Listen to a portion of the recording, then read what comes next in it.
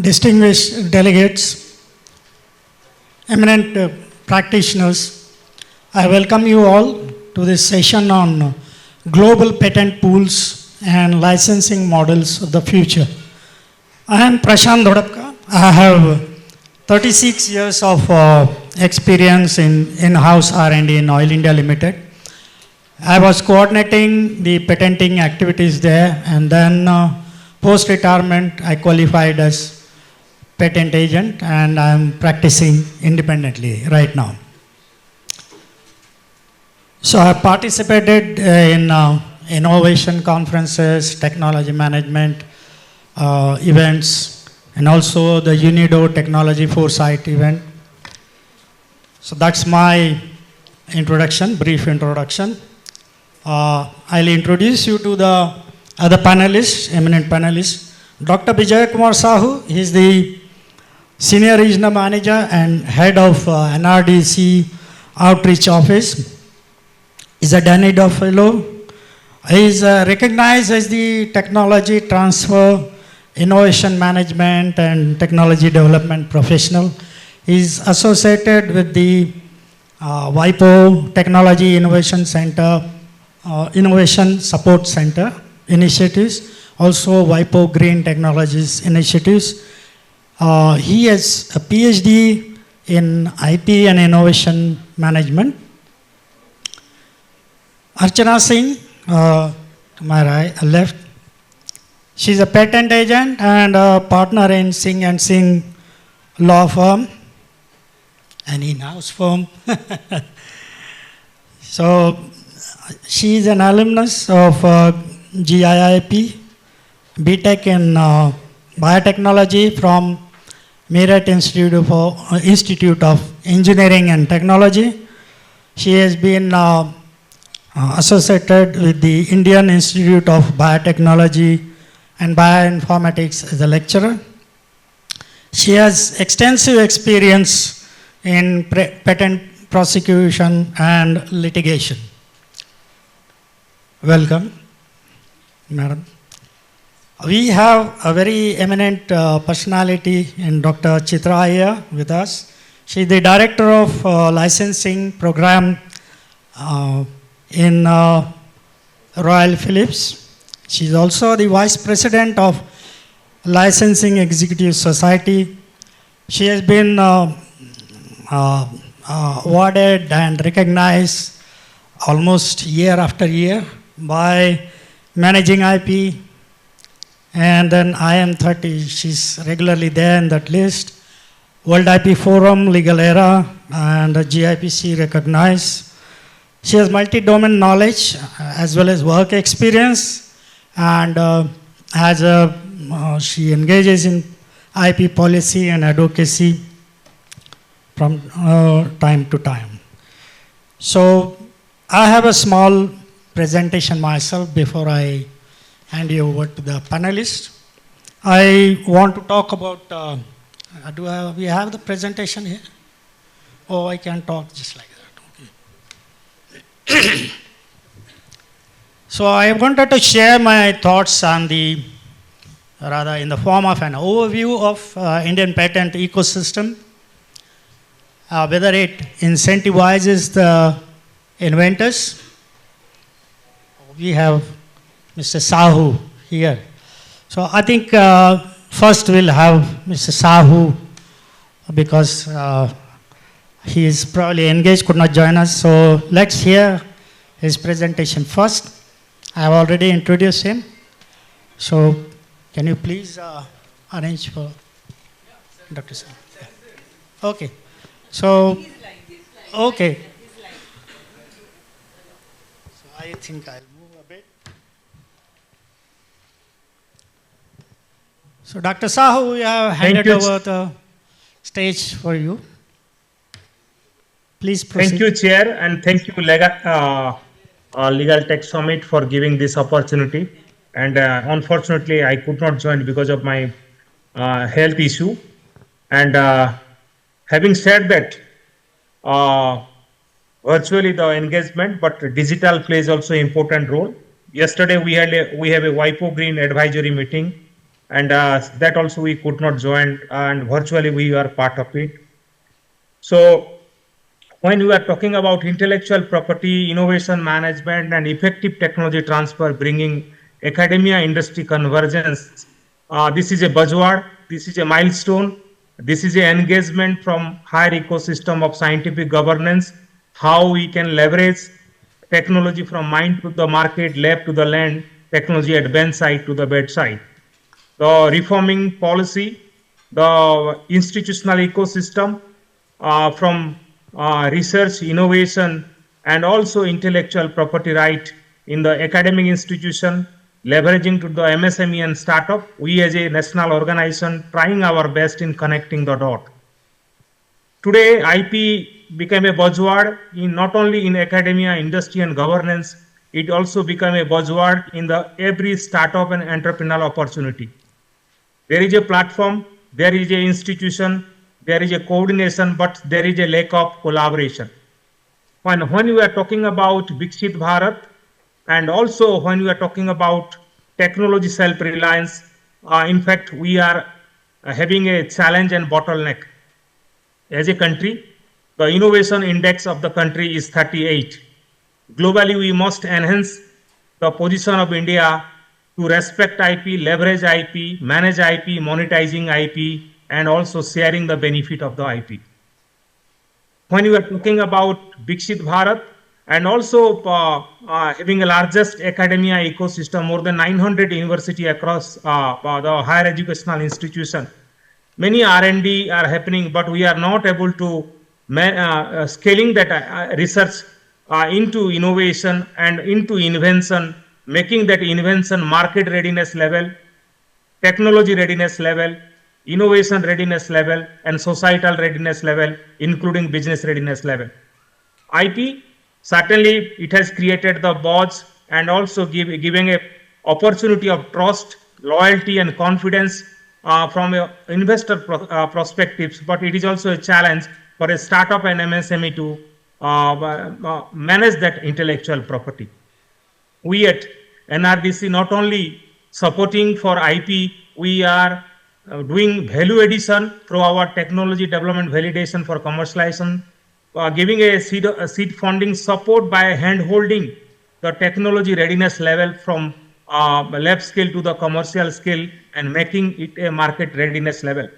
Let me also tell you the August House. Recently, we transfer one of the very interesting technology, HSP subunit vaccine, which is the alternative of the BCG vaccine, to a Indian entrepreneur, Tech Invention Private Limited, developed by two national institutions collaboratively.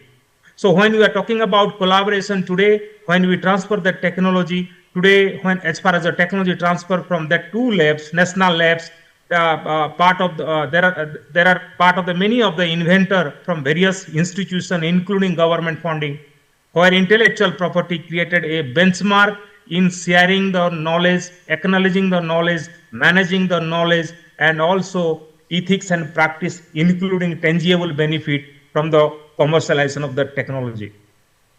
So today, when we are talking about legal tech summit, certainly intellectual property right is a legal right, legal in nature. We have seen the challenge at a bilateral level, multilateral level, institutional level, and also individual level. And the awareness, certainly it has gone out. There is an institutional mechanism in HEI, but unfortunately, some of the challenge still there, the mindset. Because mindset plays an important role. People are aware about intellectual property right, but we have to be IP centric, because infringing, plagiarism, piracy, copyright violation is the biggest challenge bilaterally, multilaterally, nationally, globally, and also institutionally. And for that, in the emerging technology today, what we are part of it, talking about AI, blockchain, machine learning, IP issues are emerging, challenging, and we need to revamp and with the market-oriented policy so that we can mitigate the growing challenge and cross-cutting technology which are coming up.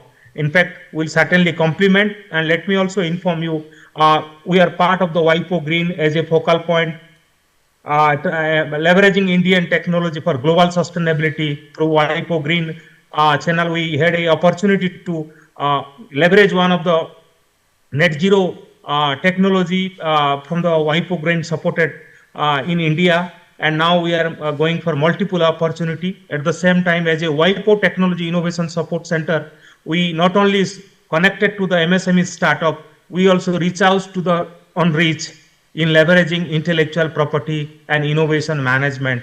That's the role of NRDC as an institution nationally. That's the role of individual as an IP practitioner nationally in leveraging to the people of the last mile as far as the intellectual property protection to the people and also prosperity in leveraging the benefit sharing, and that we do in IP management, IP facilitation, IP commercialization. We have a case study of many of the technology which I used to see in the green technology. Today, when we are talking about blue economy, some of the interesting technology. Recently, WIPO also shortlisted as the WIPO green technology, and one of the product is Ujwala, that is available, affordable, comfortable, and also adaptable to the fishermen community. Those who are going for fishing, they can use that by utilizing the saline water or the sea water and getting electricity and also recharge their mobile. At the same time, how we are hand-holding to the women towards entrepreneurship. We supported many of the women entrepreneurs, not only into their IP, we are also hand-holding to scale up their idea into a product, and many of them are making us proud, nation proud, giving an indigenous product to the nation and nation building through innovation. Thank you, Legal Tech India, for giving this opportunity, and thank you, my panel, for giving this opportunity. God bless you all. Jai Hind, Bande Mataram. Thank you, Dr. Sahu, for taking out the time to be with us. Can I have one question for Dr. Sahu? Yes, sir. Yeah. Dr. Sahu, just a small question to you. You have been, your organization is doing excellent work in the area of technology development and commercialization. Now, the scenario in the country is that a lot of universities are generating patents, but not much is commercialization activities are happening.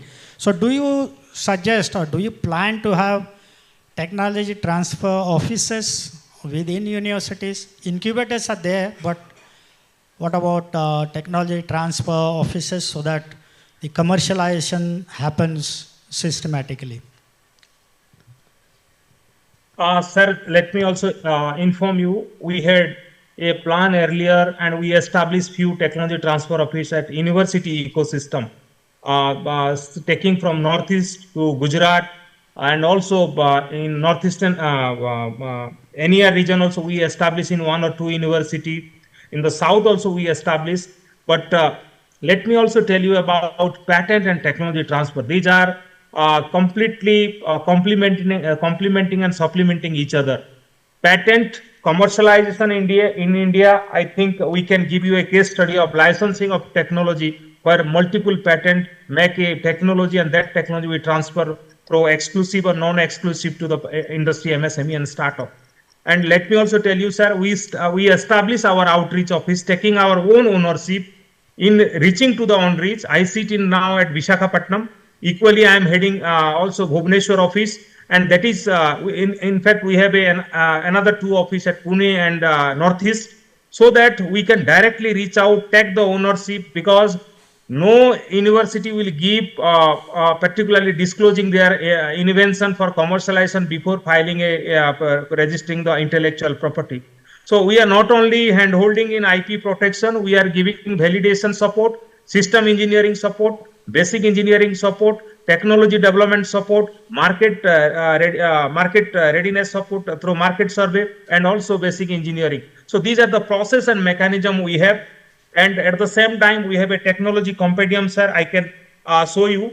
The technology compendium developed by various national institutions like our own CSIR, and we have also MOU with various defense ecosystem, particularly Department of Atomic Energy, DRDO, whatever the technology they have assigned to NRDC for transferring to MSME and startup, that also we do, as well as hand-holding to the MSME and startup at cluster level. And in Visakhapatnam, you will be happy to know that there is a largest MSME cluster called Autonagar Industry Association is there, where more than 1100 MSME in one place, mitigating the challenge of this defense ecosystem. Also part of many of the PSU like Hindustan Shipyard, RINL, the MedTech zone, the largest MedTech zone of Asian subcontinent today. So how MSME are getting opportunity, particularly in technology development, and also hand-holding support is most important as a responsibly to meeting ethically to manage and also monetize the, I will say, the intellectual property in the form of licensing of such kind of technology. And we did that also. And let me also inform you, today we have the engagement for particularly two of the national PSU where they have developed with some of the technology which we are trying to do the value addition further to transfer to other through cross licensing and also in licensing process. Thank you so much, Dr. Sahu.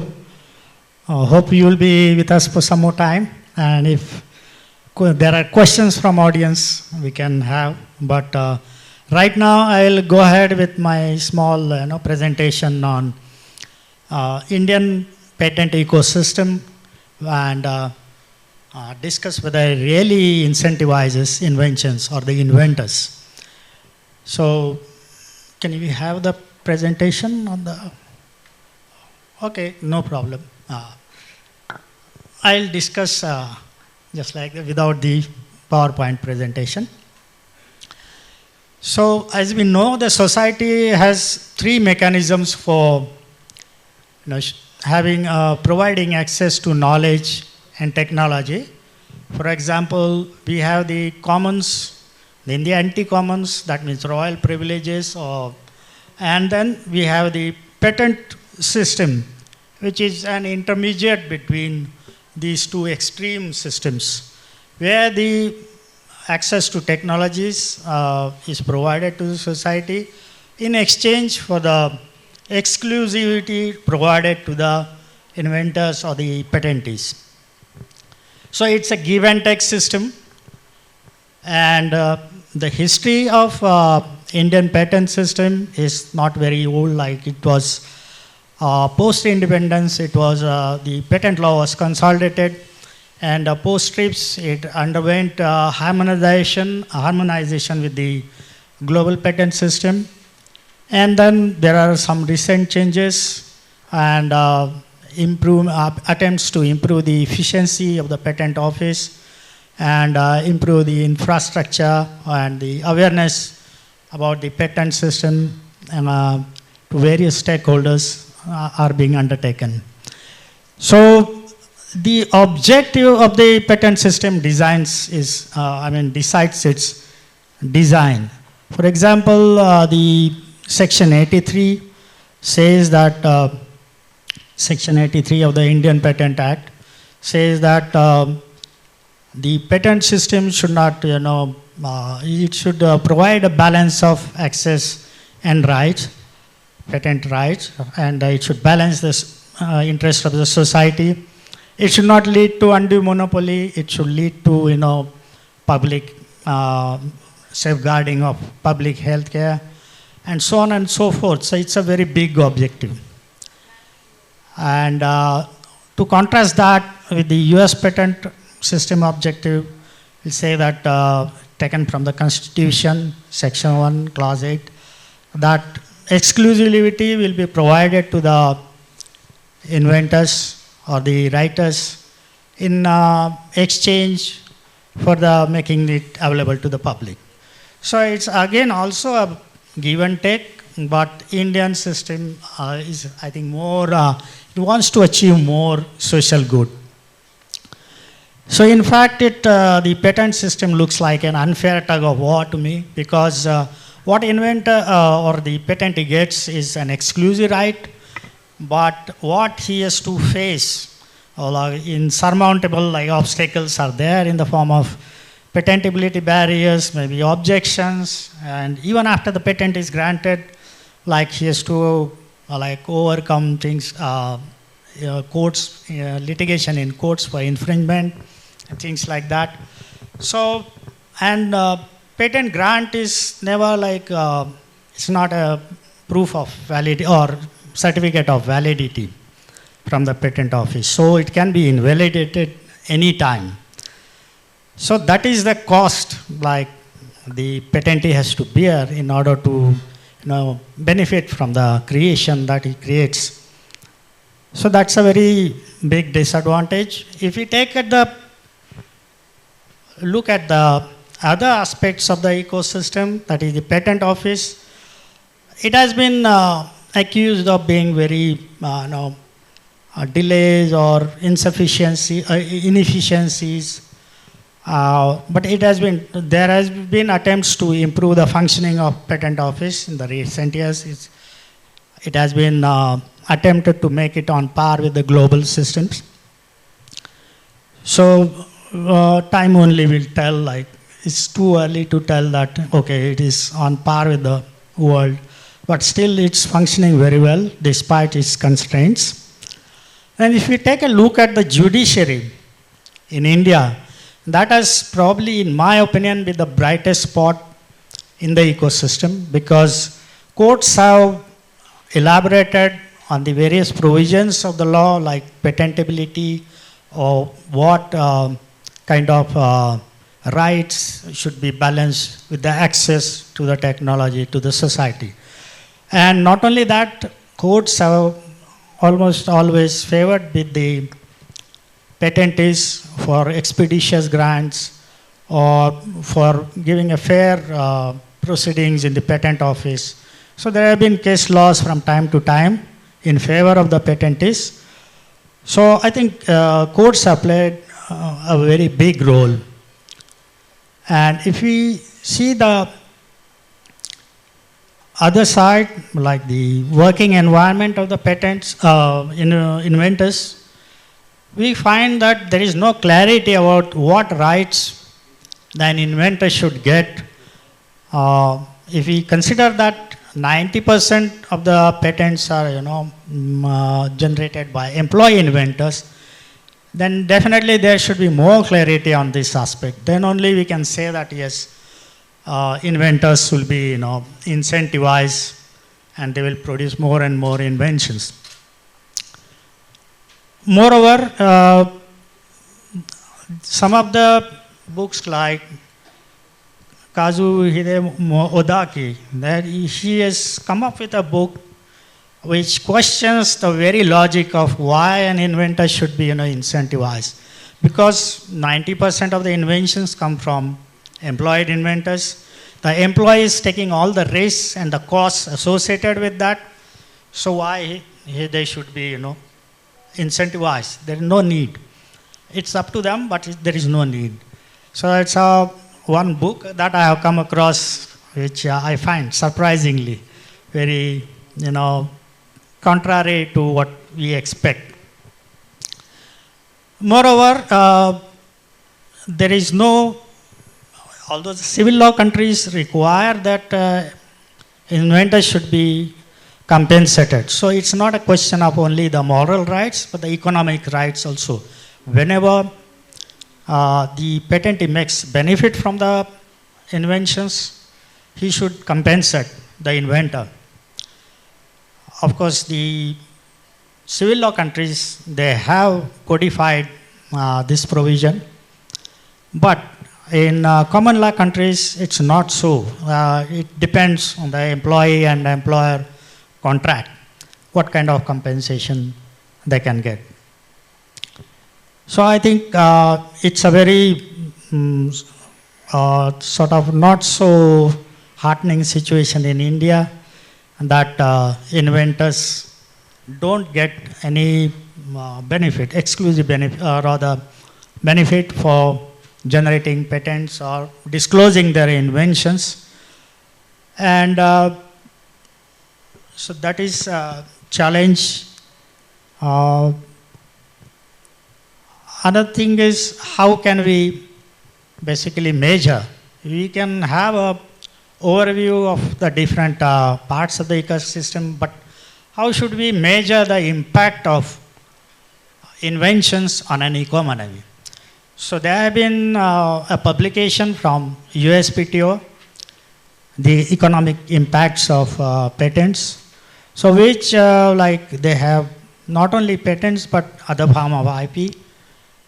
They have identified which are the IP intensive sectors and what has been their contribution to the GDP, what has been their contribution to employment generation over the years. So I think that is a sort of initiative every common law country like India should take up. Not only from point of view of getting a snapshot, but also for guiding policy actions. So to conclude, what I'll say that there are many concerns in India regarding the patent ecosystem, including the pressure during trade deals. India is asked to, improve its patent system from time to time, and to provide strong protection to inventors from maybe USA or Europe.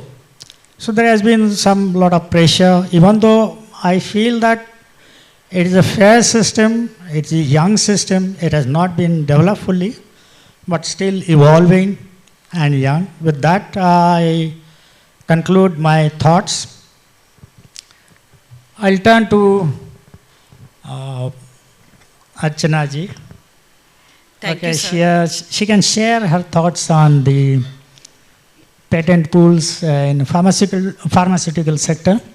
Yeah. Yeah. Thank you, sir, and thank you, everyone. I know this is a post-lunch session, very difficult to hear anyone. So, but I will try to cut short down and make it interesting. So, today I am going to speak about patent pools in pharmaceuticals and biotechnology sectors and innovation in intellectual property management, which directly addresses the addressing challenge that is present in today's era, which is that you have to maintain a balance between the public affordability for a medicine and that the innovation should not stop, it should go on, and the innovators should get the royalties for that particular invention.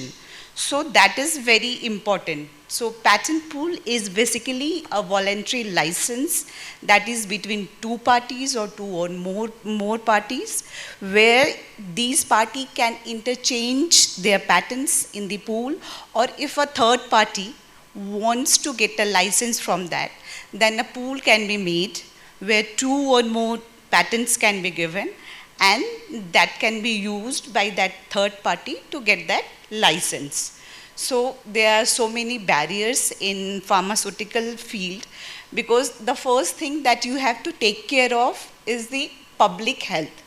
So if you see about patent pools in other fields, those are very easy, because that's between the two parties. What's the party's terms and condition? What's the party's terms and condition? They have to take care of that only. But in pharmaceutical and biotechnology, the main thing that you have to take care of is that the public health. So public health should not be hampered. It should be available to public in very affordable price, and the person who have that particular patent should not get advantage, should not get only monopoly.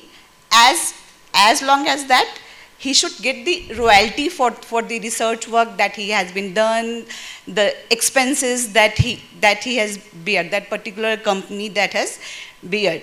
So a balance should be present in the patent pools. Those are present in pharmaceuticals and biotechnology fields. So it's a very emerging field. It's evolving, it's emerging, but till date it has make a shape. So the thing is that there are so many barriers in that.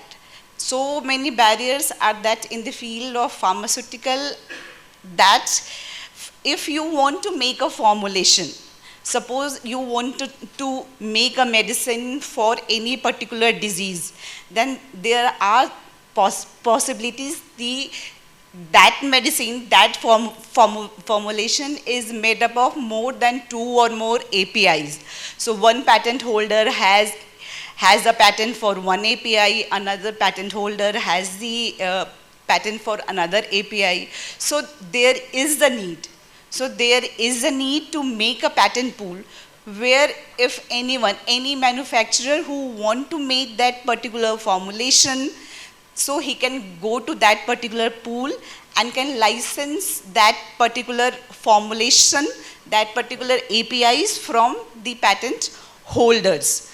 So along with that, he have to take care of the public availability to that particular medicine. And the another thing that is important, that he should, that particular company, that manufacturer should get the regulatory approvals as well. So that is also an important hurdle in that. So everything should be taken care of. So we can say that the patent pool is a one-stop solution for the manufacturer, for the generic manufacturer who want to take the voluntary license from the patent holders. So he don't have to go to one patent holder and negotiate, go to another patent holder and then negotiate. So there is a one-stop solution to that particular manufacturer. There he can go and he can negotiate with the particular pool. He can agree to the terms and conditions that is present for that, and can give the royalty to those particular patent holders. So along with that, it's present, you can say that, so let's first discuss the global impact. What are the global policy framework that is present globally related to the pharmaceutical and biotechnology? The first is the TRIPS agreement. We all know that India is a part of TRIPS agreement, and we filed the PCT applications, we filed the national phase application, that's through the PCT application. So through TRIPS also obeys, TRIPS also makes a agreement for the patent pools, and along with that there is WHO. WHO recognizes the diseases which are very important, like HIV, HCV, and then COVID-19. So WHO makes a program where a patent pool can be made, and for that particular patent pool, it's important to check the quality, to check the salinity, the efficacy, and the regulatory measures. So regulatory approvals are also required, can be taken from the regulatory such as US FDA and another authorities. So you can say that the first patent pool that has been made is the medicine patent pool. The medicine patent pool has first came into existence in 2010. At that time, HIV is a very major disease. So HIV is a very major disease, and there are manufacturers who want to manufacture the formulation for HIV, but one API patent is present at one patent holder, another is at another patent holder. So there is no a common place where a manufacturer can go and can take the voluntary license from the patent holders. So at that time, medicine patent pool came into existence, where HIV disease medicines formulations where can be given license to the manufacturer companies. And after that, at that time, the first was given by the Bristol Myers, and then it was followed by another agreement by Roche. So Bristol Myers has a patent for one API, and then Roche has a patent for another API, but all are used for the HIV disease, or formulations has been used for the treatment of HIV disease. So at that time, patent pool made, and one by one agreements has been made to take the license, to take the voluntary license from the particular patent pool. So after 2010, then 2050, it started for HCV. Then 2018, it was stated that any medicine which is listed under WHO will come under MPP. Any patent pool can be formed, and anyone can get the license from that. Later on, in 2020, because of COVID-19, another patent pool came, and then in 2021, there was a major shift from product specific to platform specific. Now the patent pools in pharmaceutical and the biotechnology is also platform specific. It's like mRNA. So if you want to do research work related to mRNA, if you want to do any patent license using that particular mRNA or anything, you are able to do that. So MPP, it has got major shift. It's not now product specific, it has also now platform specific. So India is also using MPP since 2014. In 2014, India got its first patent pool for HIV, and later on in 2021, it continued with 2021, it continued with the COVID-19 formulation, and because of this, lots of countries who are low income countries, they are getting manufacturing license to that. So MPP has been made, this patent pool has majorly been made so that the countries which are less in income, so they are able to get the manufacturing because they don't have the capability to do research work and to make new patents. So that's how this patent pool is. So we can say that patent pool in biotechnology and pharmaceutical is majorly a balance between public health and innovation and protection of IP rights of the patent holder. So that's it. A small follow-up question to you, Archana. Yeah, please. Okay. Like pharmaceutical sector in India, I think it's presents a confusing picture, because there are inventor companies, like maybe innovator companies. And then as well as there are generic manufacturers which are facilitated by MNCs. So, but still the Indian patent system comes in for a lot of criticism, attracts a lot of criticism from other jurisdictions, that the patent system is not, doesn't give strong enough rights to the inventors. As well as there are a lot of demand during the trade negotiations. Yeah. If you see the section 3D or whatever, like patents rights, so that comes in for a lot of scrutiny from outside jurisdictions. So can you please throw some light on that? So as you have said that Indian jurisdiction and Indian system is more social good. Yes. Yeah, so that's the outcome of that. So you can say that Indian law and Indian judges are more towards the public health.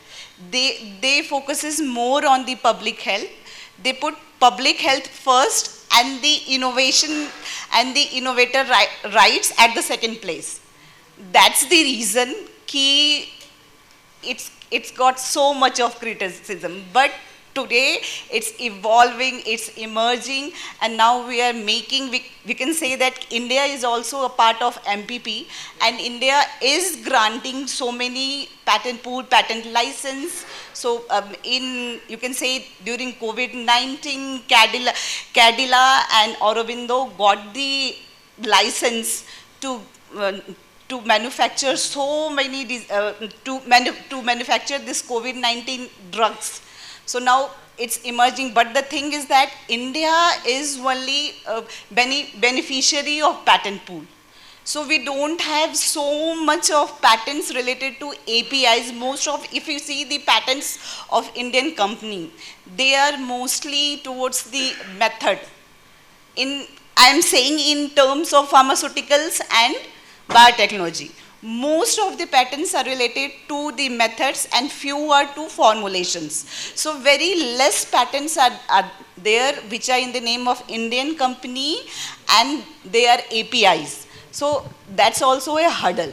So as soon as we will grow, definitely we will have a system, we will have a strong system, we will not get much criticized. But the thing is that India keeps the public health first. So that's my thought. That's the reason. So we'll move to Dr. Chitra now. Yeah, but So, not before I offer my comments on the subject. Okay. I have a very, very different view and very vocal about this. Sorry, these are my personal views, not of my organization. See, we got independence in 1947. There was some reason for giving incentive to the local pharmaceutical industry, rightly so. Under Indira Gandhi's regime, we had a process patent till 1992. And then we had a 10-year window period for which we had to be TRIPS compliant, and then we could have product patents. The real question is the Section 3D. Indeed, Section 3D was very much needed for India at a point in time when we were just trying to evolve our own industry after the independence. But what has happened with Section 3D, and I've had this discussion with several law firms and leading lawyers in India, is that you have constrained not only the global patent holders, you have also constrained the Indian pharmaceutical industry. See, you have not, what you think you're trying to do by evergreening, see, it's also part of to do with, and this is just my personal view, a bit of a victim mentality, saying that people don't have access. Today, we are not in that situation. You see, our GDP has risen consistently, the purchasing power has increased, economically, we are doing well. Do we still need those privileges? Because what you're going to do really is not only cripple Indian pharmaceutical companies when you make patentability very low. And as Archana pointed out, we have very few APIs coming from Indian pharmaceutical industry. I have worked on both sides. I've worked on innovator companies as a scientist. I've also worked on Indian companies, Dr. Reddy's, and I know both sides of the situation. What really happens is when you're going to cripple something so much, you're not going to have even local development. So just my view. And now I can go to the next topic. I think I'm sorry if it was very controversial. Valid. Thanks for giving the clarification that was much needed. In my personal opinion, also the case of say the Novartis case. So it was evident that it was not a new molecule. They were trying to evergreen it and the quote. That's why I said that on the Novartis case, Archana Shankar is also a very good friend of mine. Okay. The way it was argued out was not done properly, in my view. Because if you're in a lab, if you're working as a scientist, you know that reducing toxicity is not that easy. It's not always bioequivalence. If you're giving something of bioequivalence, the same level of therapeutic efficacy, able to reduce toxicity, that's a big plus. And if you cannot argue and convince the judge, it's not really the judge's mistake. No, and what I was trying to say is that... I just want to say one thing. So while doing the research work, it's different. But when you are sitting there and you have a patent in your hand, then it's saying very easy, oh, it's just mere change. Exactly. So while reading the patent, ye to change kar diya. Only one component has been changed. But when you are a scientist, changing that one component is very important. And sometimes it takes years. Sometimes it's done by computers. So for that, I think 3D is very important. And I think कि 3D, section 3 is one of the very important section that is present in Indian legal system. Such type of thing is not present in any. So every time we can't say कि India is low and India should get criticized. India, along with other things, India have a very strong patent law. Section 3 is one of the example of that. So that's my word. Yeah, what I wanted to add was maybe, see, there are other provisions like patents of addition. Yeah. So instead of evergreen, always there is a way out. So anyway, we'll move Compulsory license. Also Yes, compulsory yes. licensing. So as you have said, social good. Yes. Social good, for that compulsory license is one of the example. Always there is a debate that patent pool is important or good or compulsory license. So it's always, patent pool is preferred because we know that taking of a compulsory license is difficult. You have to prove the criteria that is setting compulsory license. You have to show that the public requirement has not been met and it's not a reasonable right and patent has not been used in India for so and so years, but it's there, provision is there. Yeah. So you can't always say that patent law is not strong or patent thing is not strong in India. There are provisions in India law, so which makes the patent system very strong. Section Yes. 3 and compulsory license is, I think, one of the example of that. Exactly. So, No, no. It was Nice needed to to wake up see- everybody. nice to see the discussion got a little heated up. So we'll move to a neutral, slightly different topic, not neutral.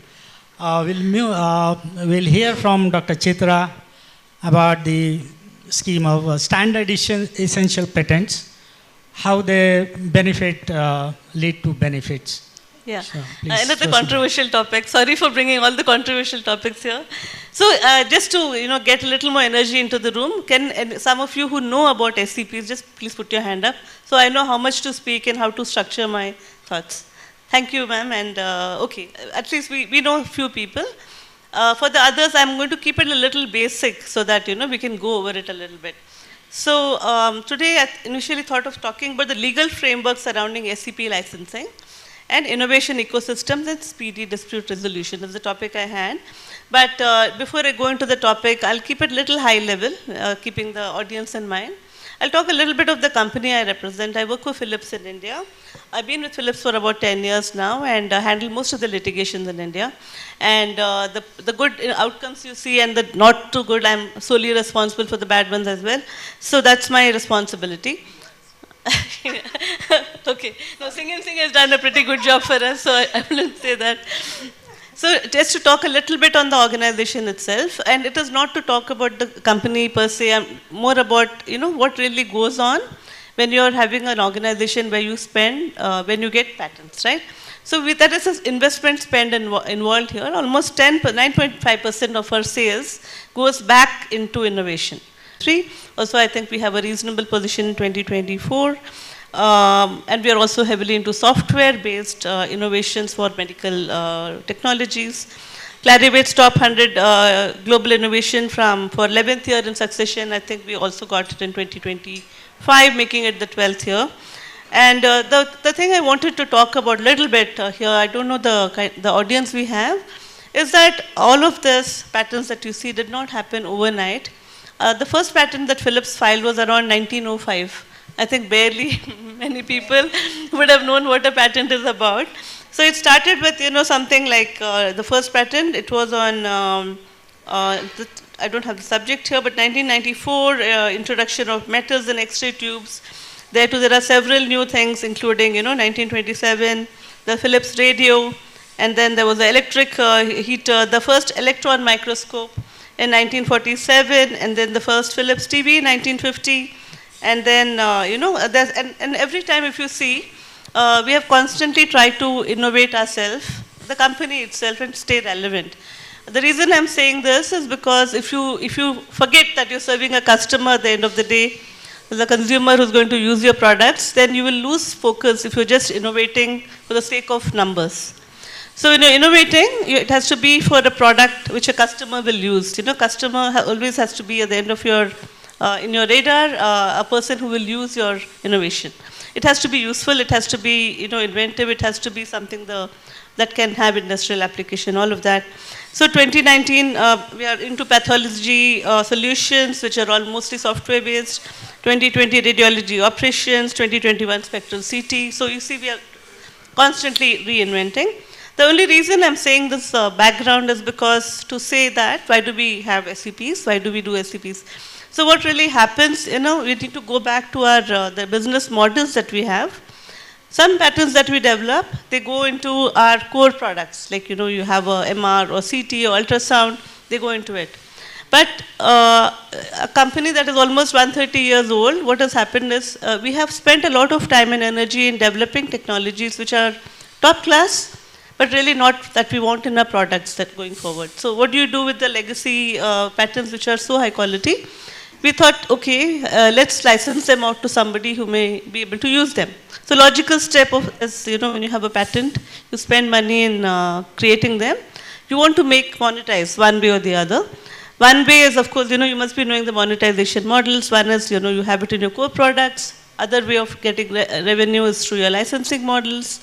If you don't have really you're a late entry into the market, then you do either cross-licensing or, you just have an exclusive, you kind of defensive model.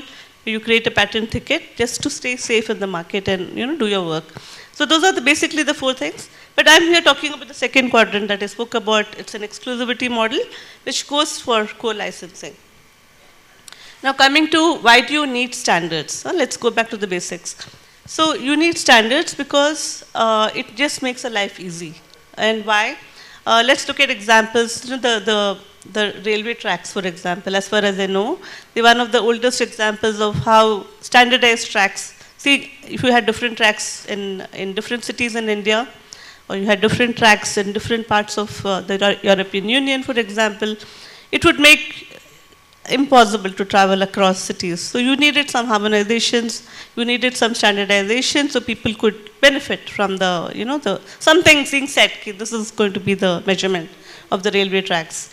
And then coming to the new age, you have for example, the electrical sockets in India. Even now, I think we have a lot of challenges when we travel from one country to the other. The voltage is different, the sockets are not okay, it doesn't work. Sometimes each pin is different. We still use the different multi-socket, and sometimes we forget it and you're in trouble when you're in a different country. So the advantage, what would happen in a world when all the sockets were similar, you would just go and plug and get to your job much faster, right? So there are advantages to standardizations. The standardization and SCPs became more prevalent when we started entering the telecom space. So when we entered the telecom space, we had things like, now telecom, the way it is, it's got no boundaries, right? There are no borders, no countries. You want to be able to use the same phone when you're in India, wherein you're in Europe, you're in the US, vice versa, because you can't keep buying a new handset, these are expensive, you would not want to do that. Also, it's inconvenient. So when you do this, there was a need to standardize. In the telecom space, it was HC. Similarly, we have IEEE, we have other SSOs, which took the initiative, sat together, decided to evaluate all the technologies, and decide what was the best for the customer, and decided that, okay, we are going to develop this pool, in a way, the pool, let's say you say 5G, 3G, 4G, whatever consortium, and 3GPP, for example, and you say that, okay, and now we are going to have companies, individuals, whoever wants to come and talk about the technologies, and it was evaluated. It was decided that these particular technologies will be adopted into the standard. So you see the amount of work that went in the back end to bring to something to the market, which leads to a technology that can be adopted widespread and which can also be affordable, it can be convenient for the customers. Now, other examples of standardized technologies for your information and reference are like, for example, after 3G, it has been 4G, LTE, which is also called. There's 5G, there's Wi-Fi, there's Wi-Fi 6. And then there is going to be things around IoT, JPEG, MP3, MP4, and Apple developed its own ecosystem, the iOS. And the advantage of having a standardized technology is interoperability. I'll give you an example. I think when we developed the 3G, 4G technologies was before we actually thought it would be used in the medical systems, or at least the concept was not fully evolved till we feel, oh, the technology we developed as maybe cellular can also be used in a medical systems. For example, the monitor and the console talk to each other. The patient can be seen from a central console. Multiple patients can be monitored by the doctor. There are several advantages to those technologies, which you don't realize immediately sometimes. So advantages of standardization, as I said, as interoperability. There's reduced cost, increased safety, and improved efficiency for everybody concerned. Now, these are the standard essential patterns which go into the standard. Now, coming to this, so I'm just explaining this a bit because sometimes people get confused between an SCP and non-SCP.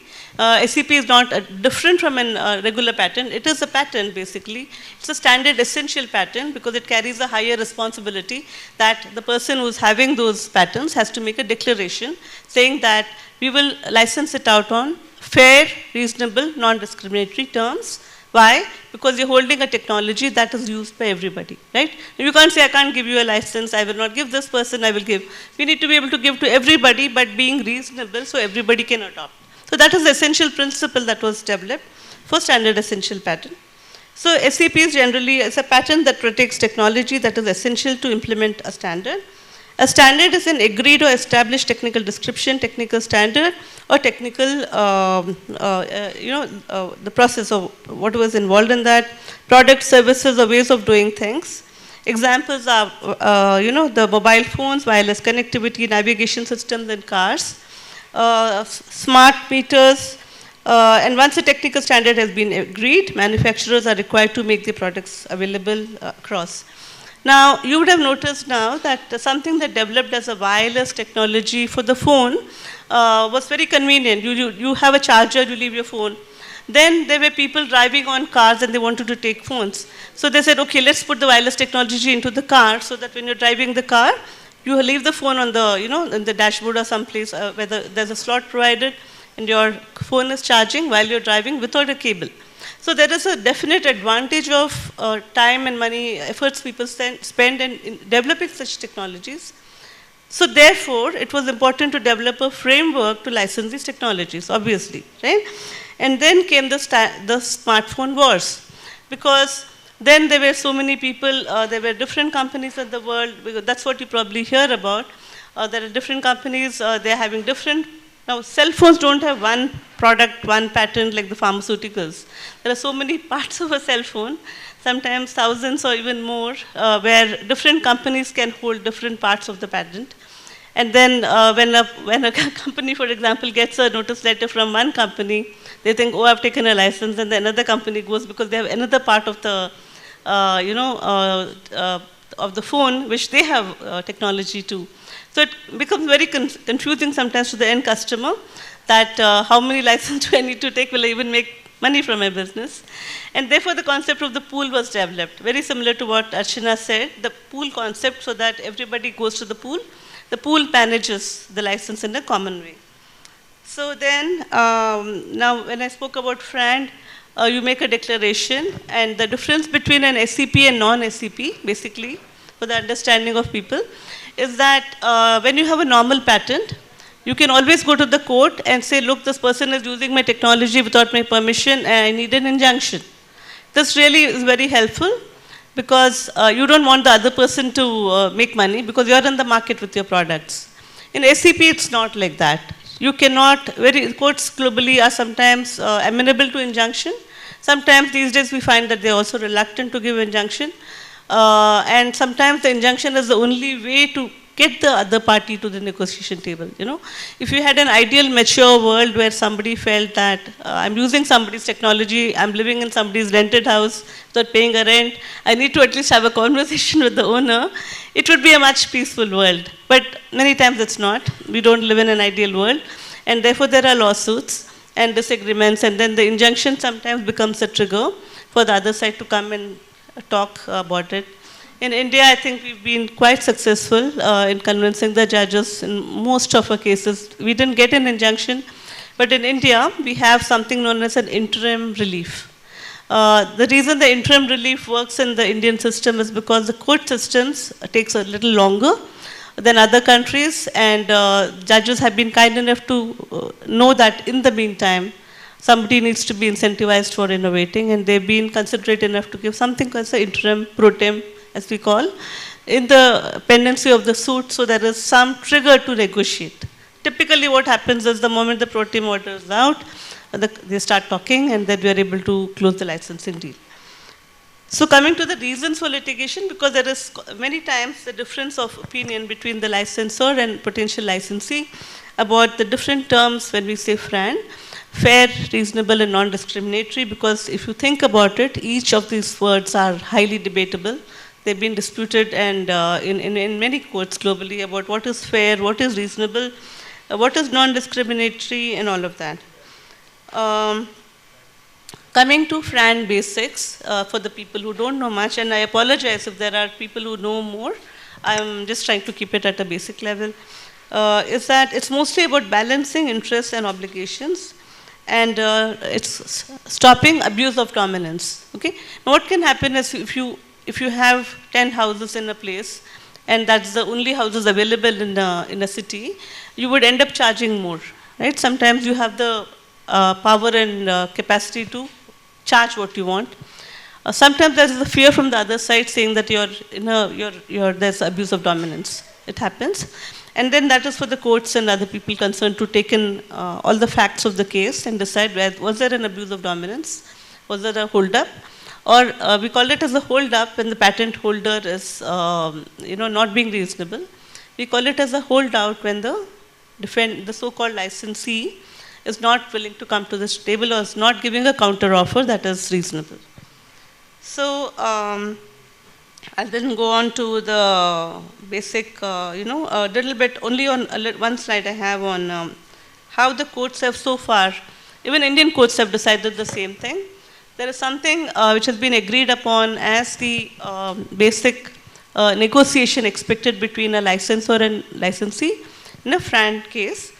So what the court decided in the case of Huawei ZTE, and then there were two cases, the Syswell Hire 1, Syswell Hire 2, in I think it was Germany. And then of course in India we have the Ericsson Lava case where this was deliberated and a very detailed judgment was passed by the division bench.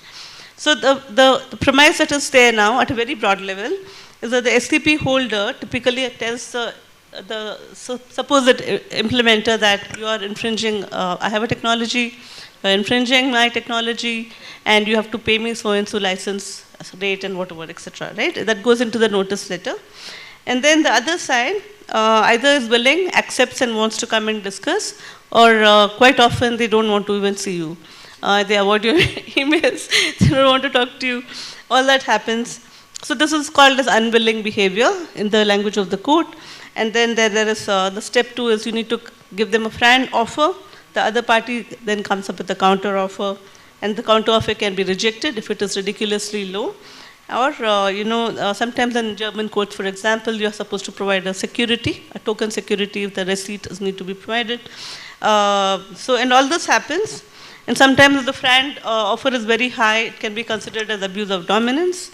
If not, sometimes the court says, no, the other side has been very unreasonable, and then the injunction order or a pro tem, as we call in the Indian courts, is passed. And usually after this, it's a trigger for settlement, or there's an appeal that is then, go to the next level of the court to decide. So I think I'll stop here so that we can then open to questions. So just one comment from my side, that if we see case of Ather Energy, they developed the electric scooter. They kept their standard for charging, they wanted to keep it open. So there is a clear-cut benefit for the consumers in the sense that all scooter manufacturers can have the same standard, and it like the consumers' range anxiety will not be there because they can charge it anywhere, any place. So there is a clear-cut benefit here. So do you see any other systems in maybe your sector or pharmaceutical? because maybe CSIR was having open source drug discovery. So can you throw some light, both of you maybe? I think when the technology is widespread and you have products that read on the technology, it definitely makes sense to open it up, right? So, for example, if I have a say, a shop, and I give access to the street to everybody, I tend to benefit because people who pass the street might come and take something from my shop. I'm just giving us a very rough analogy, but I'm saying that the motive is usually profit. When you're giving something, especially when it has entailed a lot of cost to develop, then you would give a part of it free so that then you get money in some other way. Usually that is the thinking. And yeah, I'm not saying it's right or wrong. I think it's more about the context, how it is applied.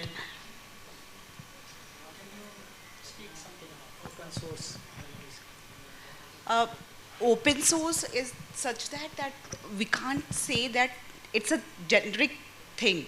So as she says, for different technology, it will be different. So we can't say a generic statement on that, but for that, yes, for pharmaceuticals and for biotechnology, the open sources are generally available, and sometimes it used can be done for the things can be used, and sometimes if it's not there, it can't be used. So maybe just one final question from my side. Like the pools are, international in nature, cross-jurisdictional. Yeah. So, Bit on the open source. okay. See, I think what I have seen now with when I've seen some licenses which we use in Philips equipments or whatever, it's not always open. Everything is not open. Sometimes it's open when you're doing a trial or research, or you're just somebody testing something. But the moment it goes into a product, quite often we've seen that you have to pay a licensing fee. So open sources are sometimes a misnomer, not always as open and as free as we would like it to be. Sometimes it's paid for based on what you use it for. Yeah, there is a cost, royalty, we can say. Yeah. So maybe the final question was about the cross-jurisdictional, challenges in litigations. So how do, let's say in pharma, like India's perspective is different, oriented more towards the consumer benefits or societal benefits. It may not be so, so pro people. Yeah, pro innovator, you can say that. Yeah, in, exactly. US and EP, it's more towards pro innovator, and in India, it's more towards pro people, more pro public. That, as you have said, that Novartis versus Union of India. So that particular patent application is a granted patent in US, but that has been rejected in India because of presence of section 3D. So yeah, every jurisdiction is its law, and that law will be applicable to that. So we always say that patent is a territorial right. So you have to go and get a patent in each and every country, right? It's not possible that I have filed a patent application in India, and if it's granted in India, it will be granted in US. Law of US is different, law of India is different. So the basics are same.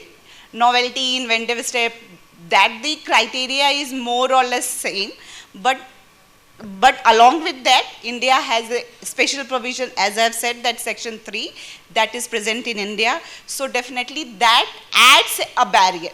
I can't say a barrier, that is also a step, that is a second level of check to get unreasonable patents, so that you only get a good quality of patents. Only with slight modifications, slight improvements, slight changes, you can't get a patent.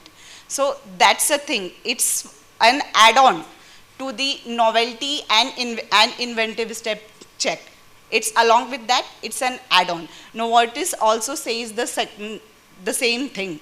So yeah, it's difficult to get a patent pool in India, or you can say getting a patent in India is a little bit difficult because of the law, you have an additional add-on to that. You have a second line for that. So yeah, it's a jurisdiction based. My question was whether the pooling activity itself can be Acha. termed as anti-competitive in different jurisdictions. So India has also a law, Competition Act is there, as he said more in detail about the FRAND. So FRAND should be there. So the basics are same. Either it's ACP or it's pharmaceutical. FRAND should be made. So fair and reasonable rate should be there. Along with that, the royalty should be given to the innovator. But for pharmaceuticals, it's just that public health should not be hampered. So the basics are same, slight variations are there in the different jurisdiction. So now the panel is open to questions from our audience. Yeah, please.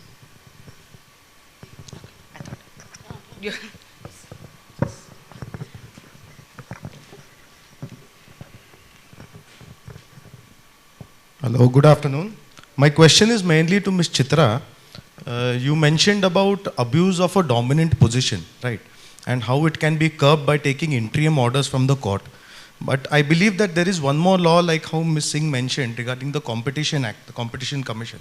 Is it advisable to go to that authority or rather than to approach courts? And if it is courts, then under what statute, under what law are we specifying going to courts to get an injunction for those abuse of dominant positions, specifically section 3 and 4 that we are talking about?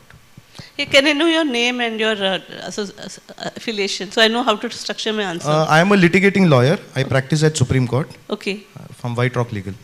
Okay. Yes. Okay, no, then I don't know how to structure my answer because then I don't have to go into the basics. So, yeah, basically, I think the question is about CCI. I think CCI... It's more to do with the jurisdictional aspect.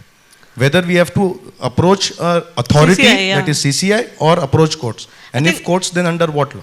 I think a very debatable question which is being debated in the Supreme Court as we speak, I think, right, with the present case. So, my own view is that, my view, not even my organization's view, the view is I kind of feel that patent is different and it is a very nuanced subject. Only because if you have been in innovator's shoes, which I have been, and spent decades to get a drug or a product or an invention into the market, you can have a very different sentiment. Sometimes, in my own humble opinion, that sentiment is not even felt by the lawyers who represent us. I'm not talking about Archana, it's not about her. I'm just saying generally because if you're a hardcore lawyer and never been in a lab trying to do anything of any form of innovation on your own, you don't know how difficult it is to get an idea and getting it to a market, you would never realize what goes behind a drug, believe me. And then when you have a set of, this is about our legal team who are working with us, despite that you will not know the emotion, okay? Now we're talking about a competition commission whose sole job is to only review at a level where you're saying abuse of dominance by saying, okay, there was a rate which was high, rate which was low, without even thinking why was the rate set at such a rate. You would look at it at a very superficial level. The way the courts are right now structured in India is that to some extent, we have judges who are trained in the sciences, either, who are able to understand section 3K, understand section 3D, who have some idea about what biology is, forget about biology or any of the technical subjects and what it is to have a technological innovation. If you don't have the pulse, you're a plain litigating lawyer who is sitting, or a judge who's sitting in an NCLT, who's sitting in a CCI without having any context, you may actually create a judgment that not only destroys that particular case, you would destroy the entire jurisprudence, you will destroy the innovation in the country, you will destroy employment, you will destroy you will destroy things which you don't even see from top. It has a totally cascading effect. Unfortunately, when a judgment is passed, you are not just passing something on, a particular case. based on what it is, it has rippling effects to several other things. And you have to think about what judgment you're passing, what is it going to do to the society? What is it going to do innovation in this country? Will people be motivated, the Indian people be motivated to invest in India? Will other countries be motivated to invest? Will it create employment? Or are you, sometimes it becomes an ego battle. We have to move beyond an ego battle and think about what really happens. And are we ready for that, first of all? Sorry, it was a bit of a personal answer. I'm not sure if I answered your question. Thank you. Hello, ma'am. I'm Gauri Vagmare from Gauri Vandana Legal Services. Can't hear. Yeah. Hello. Hello. Yeah. Yeah. Hello, ma'am. I'm Gauri Vagmare from Gauri Vandana Legal Services. Legal services. Yeah. Okay. I'm patent agent and tech transfer professional. So I have one question for you that in case of standard setting, like there are standard setting bodies, right?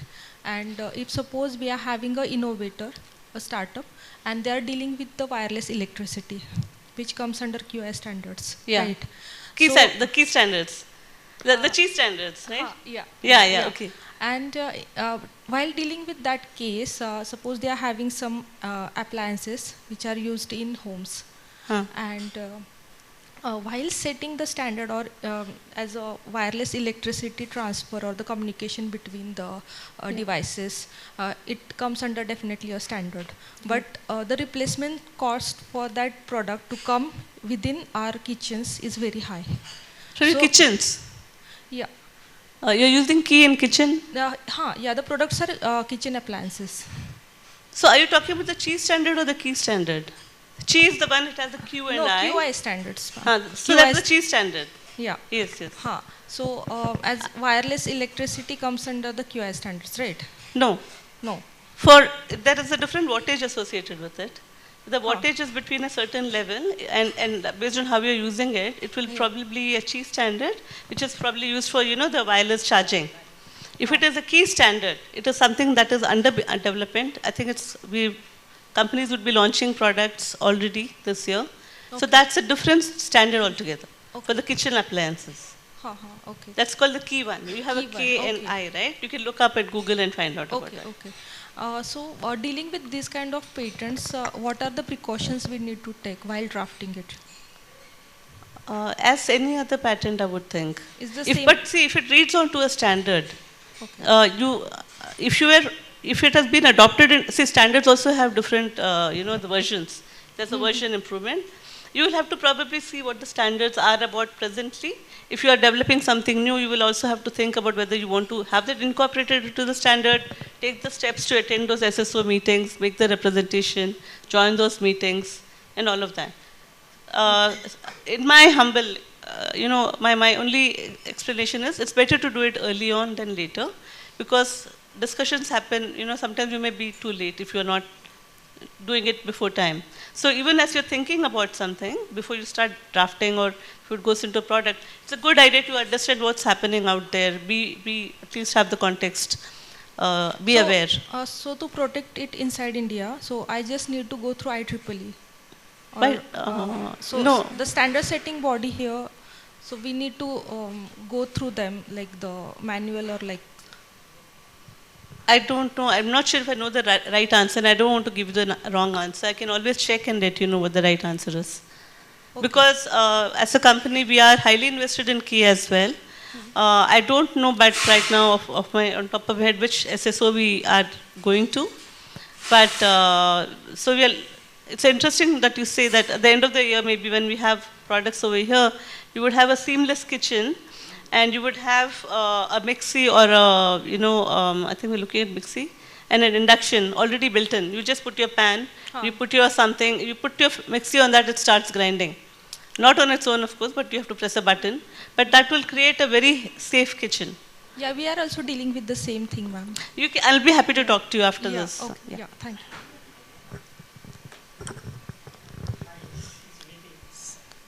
Yeah. Yes. Yeah, good afternoon, ma'am, and very nice introduction, and particularly topic of my interest, section 3D and etc. I often think that why some cases got in favor when bioavailability is shown and why that case has been not in that favor. Okay, but my basic focusing towards my present question, or I will say that I want to understand some important point that raised in my mind after your discussion. I often find that there are two scenes in with respect to patent protections. There are some focused companies who are deliberately making inputs in the inventions. They are protecting their IP rights for targeted projection towards their company improvement, and they're making their portfolio. Yeah. Another scene is here that, okay, I am academic person, I am good with respect to intellect, and I have done good invention. Yeah. And that is another scenario. We people, this second category of people is totally unaware of the fact that what is the potential of their intelligence and their patent protection.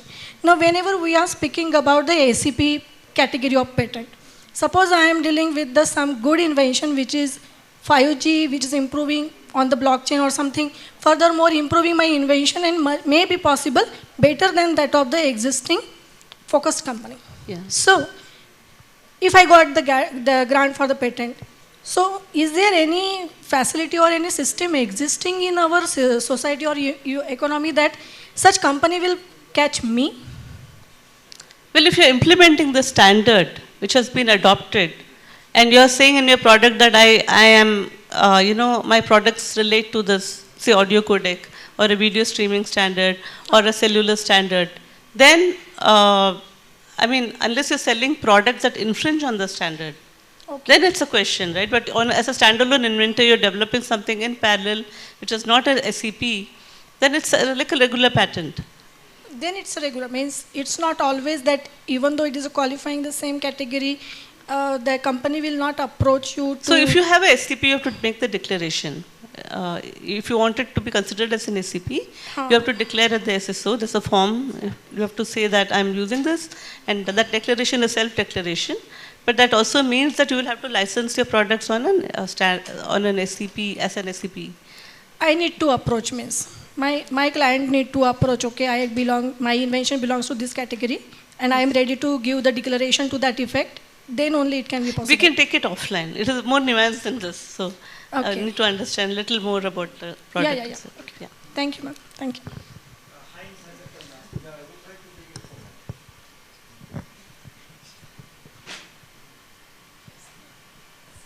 Yeah, thank you so much. Since I have to do so much with SEPs, I need to comment on this. And also with Article 3D or whatever it is. And I would like to do this in a different manner. It needs two different comments. So one comment for the SEPs. If these SEPs are really SEPs, about 10% of the self-declared SEPs are SEPs. The other 90% forget them. Okay. Now, the real SEPs, there has been a contribution of the author. I talk a lot with Sophie Pasquier and Jakob Eleveld. I sit on 4IP Council Advisory Board, and we work together. And we agree essentially that if it is an SEP, then of course a royalty rate should be granted, and it should be done by that and thereby made available to the public and whatever and ever. Otherwise, competition law steps in. The problem is the 10% are only SEPs. So I just beg to ask you this question. Where is your source of your data? Why do you say 10%? And which that is an company? estimation you find in many conferences, 10 to 15%. Is it from IPlytics? My client, I do about 70 to 80% of Huawei's work in Europe, so I'm quite familiar with that. I guess, take it as my personal opinion. Let's assume it is only 10 or 20%. Okay. There was a very, very good compromise proposed by the European Commission to take out of courts the determination out what the friend rate should be. And that was a proposal which is now the withdrawal of the withdrawal procedure. Yeah. Germany is very active in this regard. We find it seldom in the German politics such a unanimous opinion, I would say, that I chair in the Ministry of Economy, by the way, the Industry University Cooperation Working Group since many years. And the problem is that it was withdrawn under a Finnish commissioner when the most beneficial when this withdrawal was done by the Commission, and we have a little bit the feeling that it was in favor of certain companies, to which certainly also a Finnish company belongs. But that is an assumption. That is not so important. What I think is we need to take these whole procedures out of the courts, because small and medium-sized enterprises, the backbone of German industry, are companies with 100 to 1,000 or so employees in many fields. For good reasons, that is the backbone. Not the Siemens, the Bosch, the Mercedes, all good friends of mine, or BMW or whatsoever. Not them. They are not the backbone. And now comes the problem. When they are threatened in a court procedure by an injunctive relief action at UPC, which is a disaster for the German Mittelstand, then the cost of that procedure, thanks to the, let's say, American influenced and other countries influencing, I call them always the Anglo-Saxon law firms, the cost of a defense, a reasonable defense at UPC, are per year about $1 million minimum, and that is for 2 years.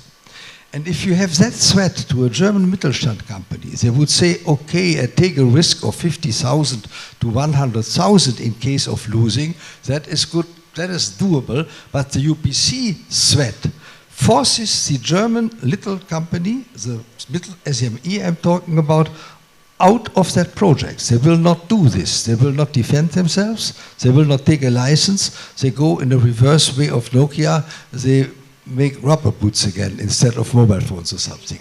I think there is a problem and we need to find a solution. We have the good thing, two sentences, maybe to that item still, that Avanci, for example, whom originally I very much liked, now I still like them much. In principle, the idea behind it is good. Principle, only what comes out at the end as a cumulative royalty is too high. So they go now to WIPO mediation voluntarily. They take their SEPs there, and in mediation it is all much cheaper. And I think we must take that out of the hand of ordinary courts, these things. There is the PMAC, where the neutral of the 7 months have now been appointed, have been appointed, and we have to find a way to keep these disputes on the friend rates, particularly the global ones, because otherwise our Chinese friends will smash them down. Yes. You will not be able to accept any global license anymore in mainland China otherwise. No, So I totally agree with you. nothing else. Yeah, I totally agree with you. I can only speak for the experience that we've had in our organization. Yeah, of I can't course. speak about other companies that they approach to licensing. I know. But quite often we are very amenable to discussion. Yeah, I know that. I know. Yes. I know Philips very well. I have introduced Itri to them, and I have introduced many Taiwanese companies to you. I've often been to Eindhoven, so we know each other. Yeah.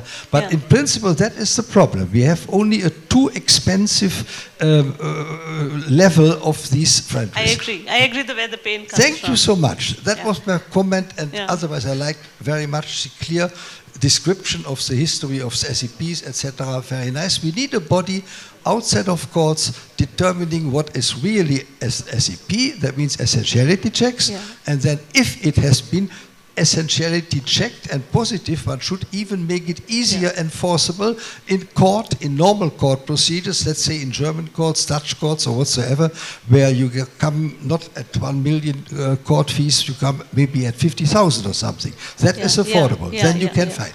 Now we come to your 3D. There I had a lot of talks with IPO, with authorities here in India, with the government of India, and I think it is not a good idea that India insists on the lack of patentability of what could be an evergreening instrument. I know that evergreening should not be, because when a patentee files a patent in principle, of course that means a promise to the public after 20 years or 25 if you have supplemental protection certificate. That is all fine.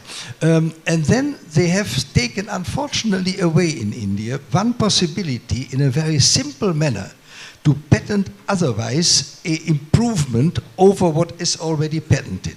And there we have in certain countries, like in Germany, we have Article 24.2 of our patent law. We have a very robust, fortunately, very robust compulsory licensing system. And 24.2 said, You don't have to even check public interest.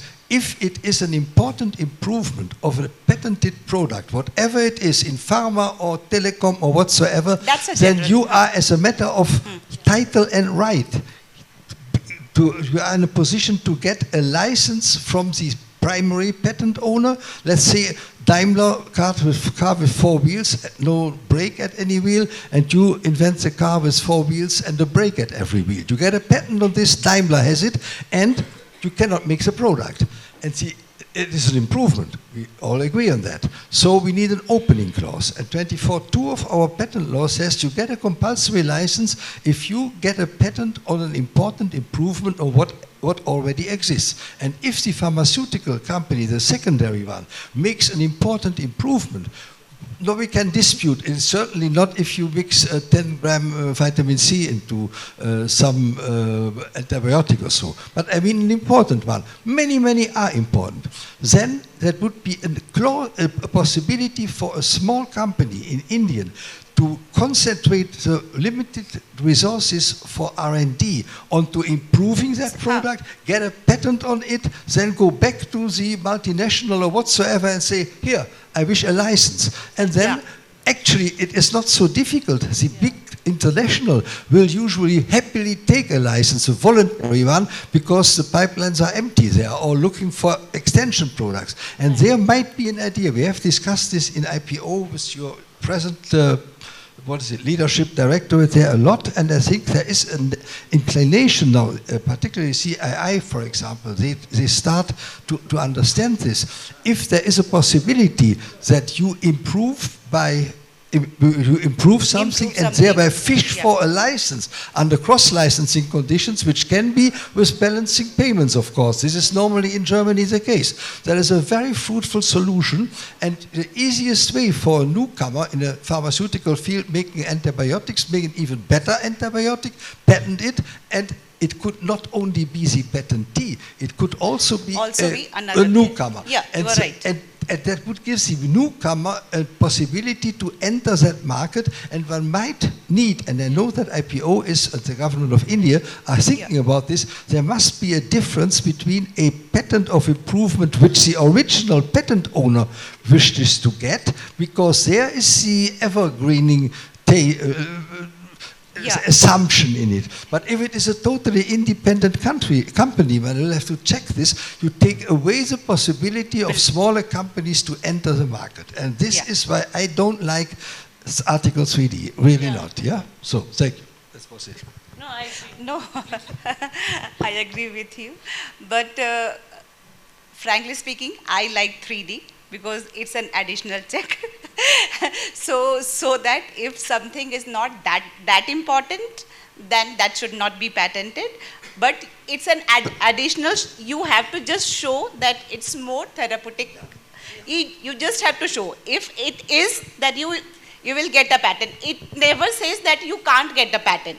I have the impression when you go through the history of Article 3D we are talking about, the history is really, they always thought that they are all evergreening by the same owner, so to say. And this is something I don't like. Are right. They did not think of the newcomers who could use this via compulsory licensing, by cross-licensing, to enter the market. They did not see. I've heard this from many officials where they said that we did not really think of, 30 years ago or something. But you are right. That should be reconsidered, I think. Yeah, thank you. Yeah, thank you. Thanks for your opinions.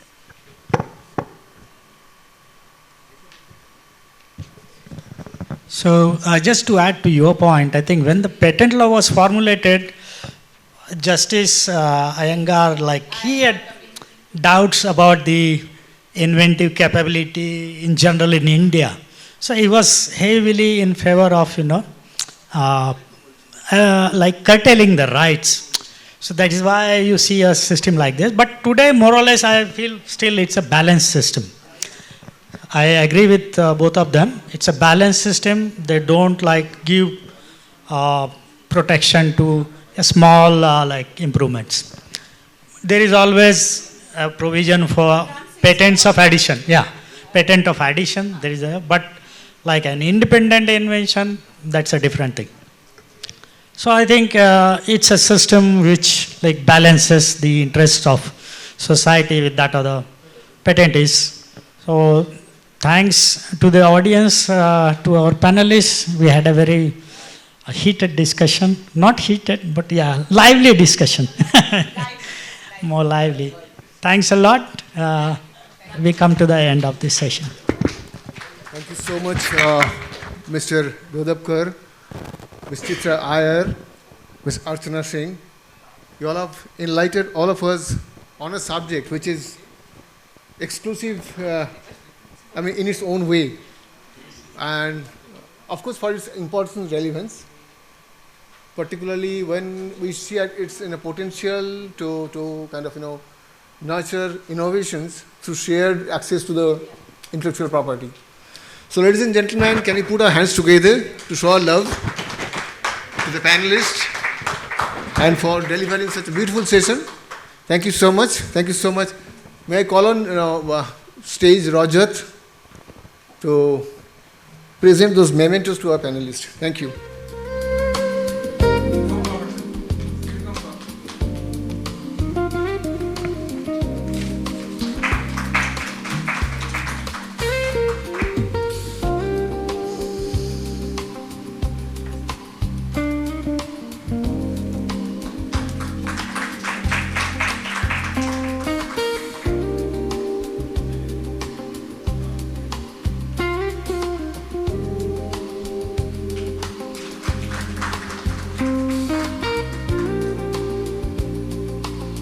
Thank you so much.